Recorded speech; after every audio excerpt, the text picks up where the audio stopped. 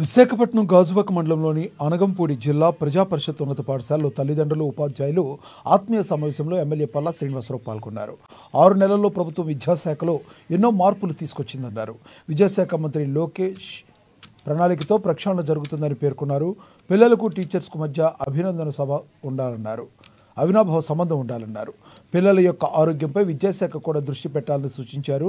ప్రభుత్వ పాఠశాలలో నిపుణులైన ఉపాధ్యాయులు ఉంటారని తెలిపారు. తల్లిదండ్రులు పిల్లలను క్రమశిక్షణతో పెంచాలని కోరారు. రానున్న కాలంలో పాఠశాలను మరింత అభివృద్ధి చేస్తారని హామీ ఇచ్చారు. జ్ఞానాన్ని సముపాదన చేసేటువంటి అంటే జ్ఞానం అభివృద్ధి చేసుకోవడానికి ఉపయోగపడేటువంటి కేంద్రాలు. ఆ కేంద్రాలని ప్రతి ఒక్కరు కూడా బాధ్యతగా దీన్ని ముందుకు తీసుకెళ్లేటువంటి అవసరం ఉంది.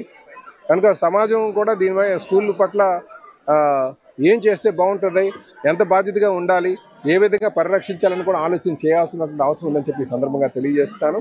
అలాగే పిల్లలకి టీచర్స్ కూడా ముఖ్యంగా తల్లిదండ్రులకి టీచర్స్ కూడా పిల్లల్లో ఉన్నటువంటి ఆ సృజనాత్మకత, దాన్నే అంటాం టాలెంట్, ఆ టాలెంట్ వెలికి తీయాల్సినటువంటి బాధ్యత కూడా వాళ్ళ పైన ఉంది. అటువైపు నడిపించాల్సిన బాధ్యత కూడా ఉందని చెప్పి ఈ సందర్భంగా తెలియజేస్తున్నాను.